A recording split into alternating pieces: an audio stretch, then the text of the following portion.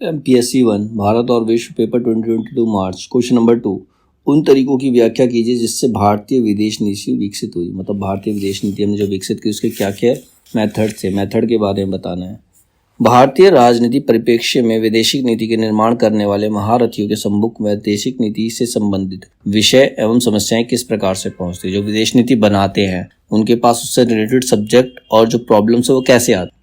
यह एक बहुत ही विचारणीय एवं सोचने योग्य विषय है। विदेश नीति से संबंधित कोई भी समस्या भारतीय वैदेशिक नीति के निर्माणकों के सम्मुख तभी उपस्थित होती है जब कोई देश किसी भी समस्या पर विशेष रूप से कदम उठाता है और उससे भारतीय हित प्रभावित होता है। मतलब जो दूसरे देश कदम उठा रहे, जो वो एक्शन ले रहे हैं, उससे जब हमारा हित प्रभावित होता है तो हमारे जो यहाँ के समर्थक, जो हमारे यहाँ पर जो विदेश नीति बनाते हैं, वो सोचते हैं कि हाँ अब इसमें बदलाव की स्थिति है। उसी स्थिति में भारत भी अपना विचार अथवा व्यवहार स्पष्ट करता है। उदाहरण के लिए इंदिरा गांधी का समय कब था? 1967 से 1970 तक। इंदिरा गांधी के समय में विदेश मंत्री रह चुके दिनेश सिंह का विचार है कि भारत की विदेश नीति तो केवल कार्यों के संपादन और कोई भी समस्या के आने पर मात्र अपनी प्रतिक्रिया भर व्यक्त करने की नीति मात्र रह गई है। हम कोई विदेश नीति बनाते नहीं, जब कोई समस्या आती है तो उसको सॉल्व करते हैं और उसके प्रति अपनी प्रतिक्रिया देते, अपना रिएक्शन देते, क्योंकि भारतीय वैदेशिक नीति में केवल अन्य देशों के द्वारा संपादित किए जाने वाले विषयों पर मात्र प्रतिक्रिया व्यक्त करने का ही काम किया जाता है। मतलब हम अपनी कोई विदेश नीति बनाते नहीं है, बाहर की वजह से जो भी चेंजेस आते हैं उसमें हम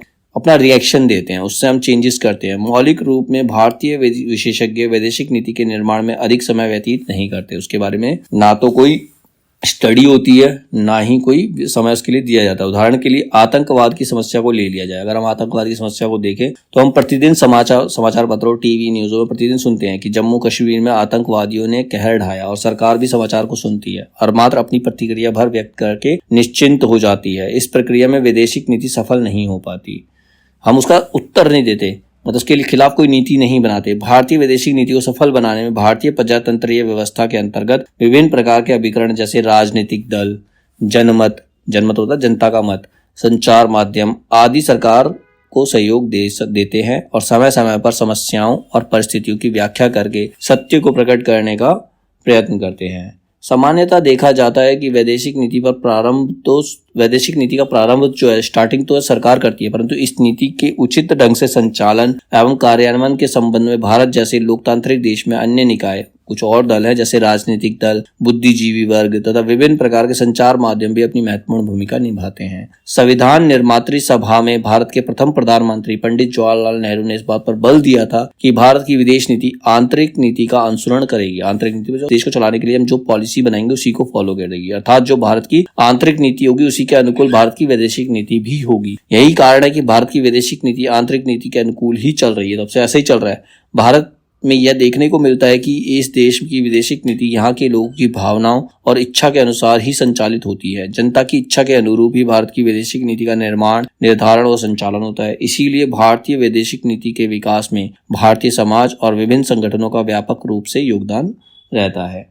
भारतीय लोकतंत्र में जो राजनीतिक दल केवल सत्ता प्राप्त करने की जुगाड़ में लगे रहते हैं। भारतीय लोकतंत्र में क्या है, कुछ राजनीतिक दल जो है वो केवल सत्ता प्राप्त करना चाहते हैं, उन्हें किसी चीज से कोई लेना देना नहीं है। परंतु इसी क्रम में समाज में अपने पक्ष में जनमत तैयार करने के लिए वैदेशिक नीतियों की कमजोरी को उजागर करके वैदेशिक नीति सुधारने का संदेश देते हैं और नीति निर्माण की प्रक्रिया को प्रभावित करते हैं। वह सहयोग भी देते हैं। राजनीतिक दलों के अतिरिक्त भारत के दबाव समूह भी वैदेशिक नीति की विविध कार्यक्रमों द्वारा प्रभावित करते हैं। दबाव समूह कौन से होते हैं? जो हमारी एनजीओ वगैरह होती हैं, वो भी अपने अपने रोल प्ले करते हैं। समय समय पर दबाव समूह प्रदर्शनों, विरोधों और समर्थनों द्वारा भारतीय वैदेशिक नीति में सुधार एवं नए तत्वों की भरपाई करते हैं। तो उनकी वजह से क्या होता है, भारतीय नीति में सुधार भी होता है और नए नए तत्व भी आते हैं।